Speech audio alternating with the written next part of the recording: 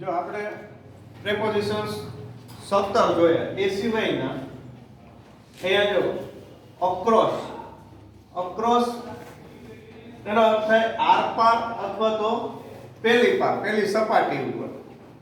દાખલા તરીકે આ બોર્ડ છે તેની આર પાર ખીલી ગઈ, બરાબર. આ ભીત છે એની પેલી પાર કઈ વસ્તુ છે એ આપણે નાખી છે, તો એ આર પાર એ અર્થની અંદર અક્રોસ આવે, કોઈ પણ વસ્તુની સપાટી ઉપર એમ, બરાબર. આ ખુરશી છે તો એની અહીંયા કેમ કરીને આપણે અહીંયા કઈ સોય છે એને આપણે ગોદડામ કરાવી, બરાબર, જે સીવતા હોય એને ખબર હશે. તો એ જે છે એ શું છે, એને આર પાર નાખવું. તો એ જે છે ને એ આ અક્રોસ છે. અક્રોસ નું ઉદાહરણ તમે જો તો કે he swam across the river. swam એટલે તરવું, બરાબર. across the river નદીની પેલે પાર તરતા ગયો, સાગરની પેલે પાર તરતા ગયો. એક જગ્યાએ છે ત્યાંથી શું કર્યું, તરતા એ સ્વામ એટલે તરવું, સ્વિમ સ્વામ સ્વમ, તરતા તે બીજી પાર ગયો. એક કાંઠે હતો ત્યાંથી બીજી કાંઠે ગયો. તો એ અર્થમાં આ અક્રોસ આવે. પછી તમે જો he walked across the stage. Stage ઉપર એક જગ્યાએ હતો, અહીંયાથી across the stage આમ આગળ ગયો, બરાબર. અહીંયાથી આમ આગળ જતા આખો સ્ટેજ છે એને અક્રોસ કર્યો, એમ ક્રોસ કરવું ટૂંકમાં, બરાબર. રોડ ક્રોસ કરવો આપણે નથી કહેતા, એ તો શબ્દ આપણે બોલીએ છીએ, બરાબર ને, રોડ ક્રોસ કર્યો. તો એ અર્થમાં અક્રોસ છે. આ અક્રોસ છે એ એક જગ્યાએથી બીજે જગ્યાએ પાર કરવું અથવા તો એક વસ્તુમાંથી કોઈ પણ વસ્તુમાં પસાર કરવું, એ અર્થમાં વપરાય. પછી છે અલોંગ. અલોંગ છે એ સાથે સમાંતર, બરાબર. તમે ઓલા ગણિતની અંદર શીખતા હશો કે આ રેખા બે સમાંતર છે, સમાંતર રેખાઓ, એવું તો નામ સાંભળ્યું છે. હા, આ તો એસોસિએશન માટે કહું છું. આ છે એ આને સમાંતર છે એમ કહેવાનું થાય કે આ લીટી છે આ લીટીને સમાંતર છે.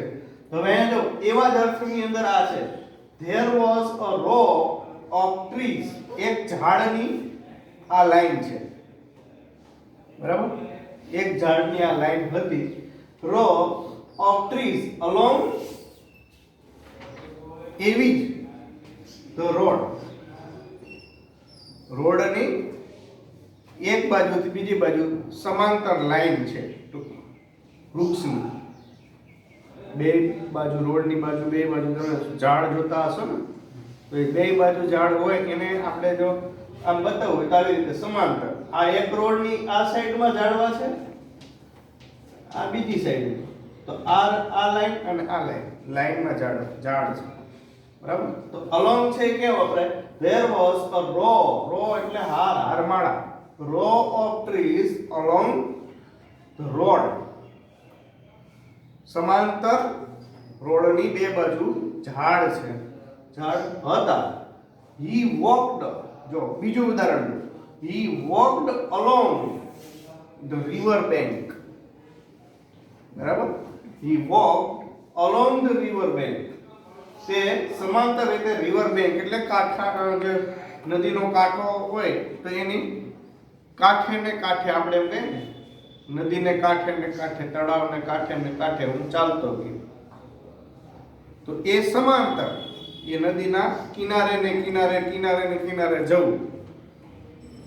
તમે ઓલું પાણીપતનું યુદ્ધ જોયું હશે, પિક્ચર છે એ કોઈ જોયું હોય તો, એની અંદર ઓલા બે લશ્કર છે ને, એ ઓલાનું જે લશ્કર છે અને એક બાજુ મરાઠાનું, બેયનું, મોગલોનો મરાઠાનું, બેયના લશ્કરો છે એ સમાંતર યમુના નદીને કિનારે બે કાંઠે ને કાંઠે યુદ્ધ માટે જાય છે, પણ યમુના ક્રોસ કરી શકતા નથી અને દિલ્હી ઉપર ચડાઈ કરી દે છે મરાઠાઓ. એવું પિક્ચર છે. એની અંદર શું છે, આ બાજુ એક સૈન્ય છે, એક બાજુ આ બાજુ સૈન્ય, બે બાજુ સૈન્ય છે, બે નદીને કાંઠે ને કાંઠે જાય છે, બરાબર. સામે જોતાય જાય છે કે આ પેલા આવ્યા, ઓલા પેલા, પણ ક્યાંય એ યુદ્ધ માટે છેલ્લે પાણીપતમાં પંજાબની બાજુમાં છે, ત્યાં મોટું મેદાન છે નદીનું, અને ક્યાં યુદ્ધ થાય છે, એમાં મરાઠાઓની હાર તો નથી થઈ, પણ એ ઇતિહાસની અંદર જેમ છે એમ આપણે ખબર નથી થઈ પણ શું થયું. પણ કહેવાનો મતલબ કે આમ સમાંતર નદીને કાંઠે ને કાંઠે જવું. ચાલો નેક્સ્ટ, વિસ્મુખ થ્રુ, માં થઈને અથવા એક છેડેથી પ્રવેશીને બીજે છેડે બહાર. જો ભૂલ ક્યાં કરાવશે, આ થ્રુ છે અને આ અક્રોસ, આ બેયમાં સમાનતા છે. જો અહીંયા જોજો બેયની અંદર ભૂલ કેટલી તમને જો આવું જ આવશે. જો થ્રુ છે એમાં પણ માં થઈને એક છેડેથી બીજે છેડે, અને અહીંયા જો એક સપાટીની પેલે પાર જવાનું છે. ડિફરન્સ કેટલો છે? હાવ નાનો એવડો ડિફરન્સ છે. અહીંયા સપાટીથી આપણે સપાટીથી જવાનું છે. અહીંયા શું છે, એક છેડેથી બીજે છેડે જવાનું છે. ભારતનો ઉત્તર છેડેથી આપણે દક્ષિણ છેડે જાય, બરાબર? ભારતના ઉત્તરથી દક્ષિણ જાય, પૂર્વથી પશ્ચિમ જાય, તો એક છેડો છે એનો, એક છેડેથી બીજે છેડે જાય. અહીંયા એવું નહીં હોય. અહીંયા તમને કોઈ પણ જગ્યા છે એ કેવી હશે, સીમિત હશે, બરાબર? તો એક છેડેથી બીજે છેડે જવાનું થાય તો અહીંયા બતાવવાનું થ્રુ, અથવા તો જો બીજે છેડે બહાર નીકળી જવું, ટનલની અંદરથી બહાર નીકળવું. સમજી લો કે અહીંયા એક ટનલ છે, બરાબર? હવે એ છે અહીંયા નીકળે છે, તો અહીંયાથી માણસ અહીંયાથી પ્રવેશો, અહીંયા નીકળો, તો જે આ ટનલ છે, ગાડી છે, રેલગાડી, તો ઘણી ટનલો એવી છે કે જે પર્વતોમાંથી પસાર થાય છે. ટનલોમાંથી શું કરે, તો અહીંયાથી રેલવેને નાખે, અહીંયા નીકાળે. તો એક છેડો આ છે અને એક છેડો આ, બરાબર? તો એ છેડા બેયની પાર થવું એટલે આ આવે થ્રુ. એક છેડેથી બીજા છેડે પાર થઈ જવું એને કહેવાય through. The Ganga flows, Ganga નદી છે એ વહે છે થ્રુ ધ પ્લેન્સ. પ્લેન્સ એટલે મેદાન. મેદાન ક્યાં મેદાનો? ઉત્તર પ્રદેશ. ઉત્તર પ્રદેશના મેદાનોમાંથી વહે છે. માંથી સમજો બરાબર, માંથી એમ બે અર્થની અંદર છે. પછી જો તમે he went through, તે ગયો, through the forest. ફોરેસ્ટનો આખું ફોરેસ્ટ છે એમાં આ છેડેથી ગયો, આ છેડે નીકળ્યો. through the forest but didn't see any white tiger. કોઈ white tiger જોયો નહીં. આખા જંગલની અંદર તે એક છેડેથી બીજા છેડે પસાર થઈ ગયો, પણ ક્યાંય તેણે વ્હાઇટ ટાઈગર ના જોયો, વાઘ ના જોયો.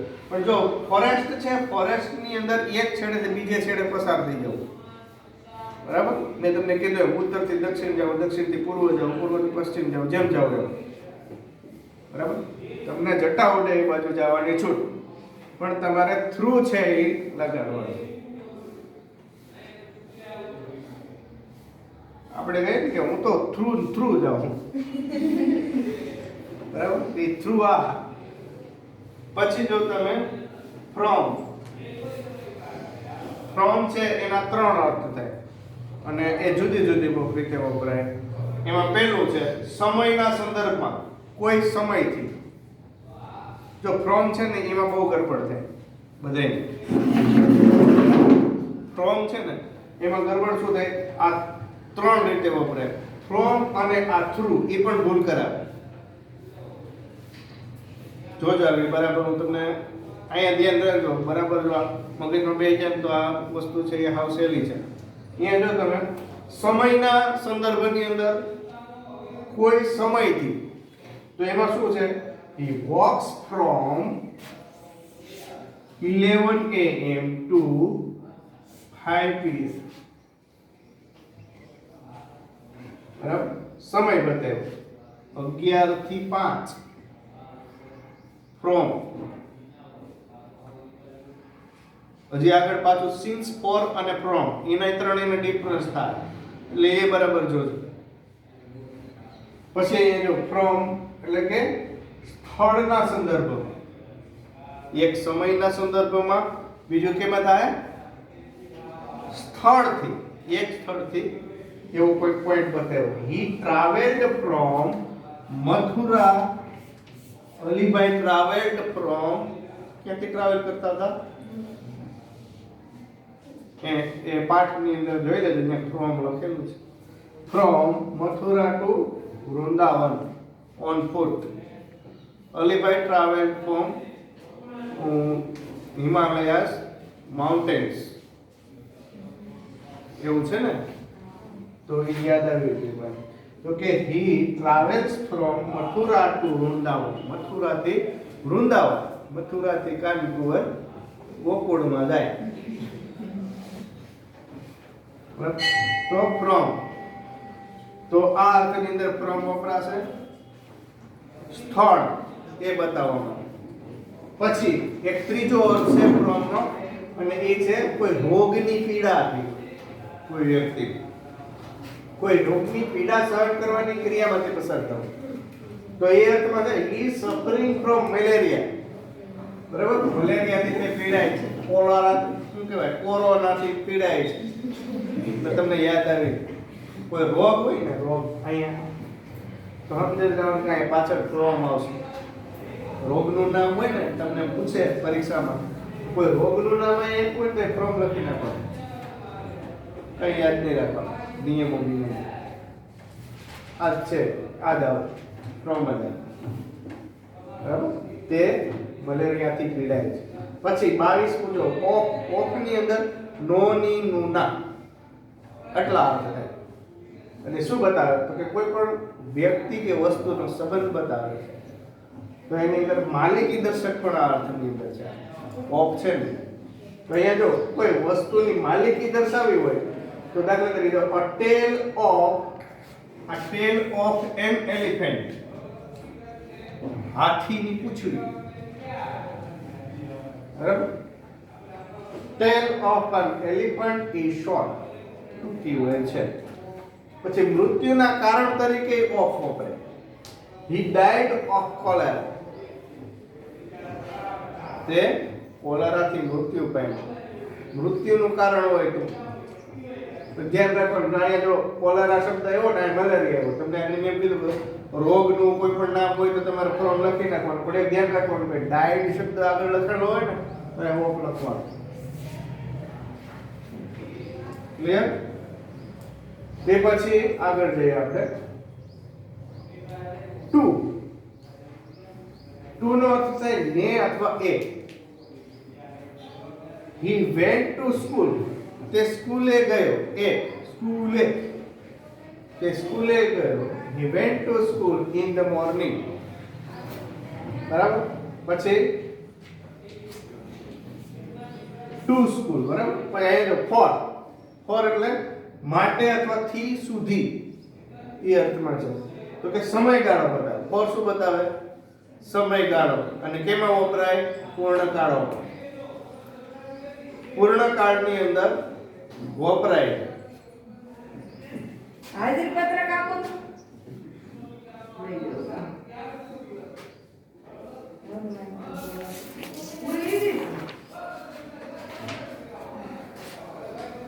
He lived in Valsad for 8 years. બરાબર, કેટલા વર્ષથી રહે છે? તો કે 1 થી કેટલા વર્ષ? 8 વર્ષ.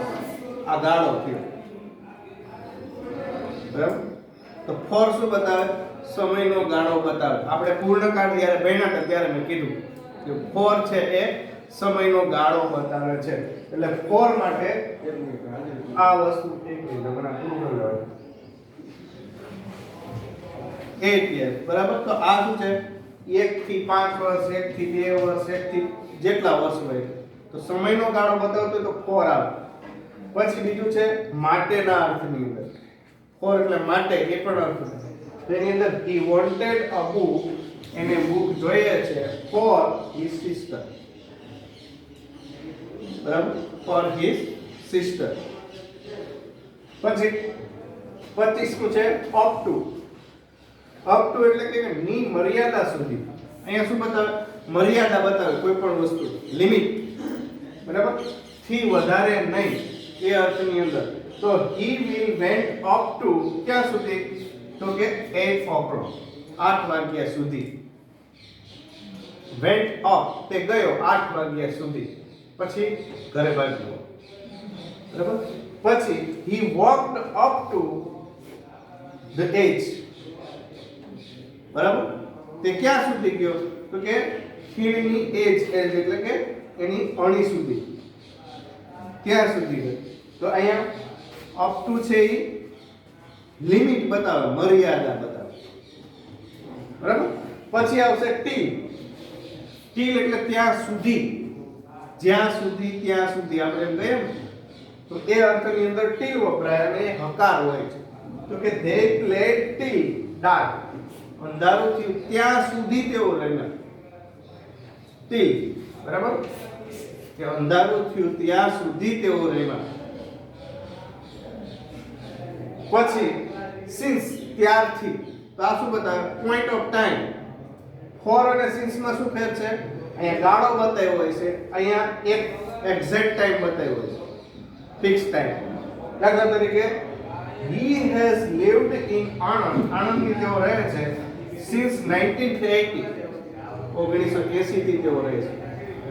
બરાબર. તો સિન્સ અને ફોર ની અંદર સમયનો ગાળો બતાવે. બરાબર. પણ ફેર શું છે?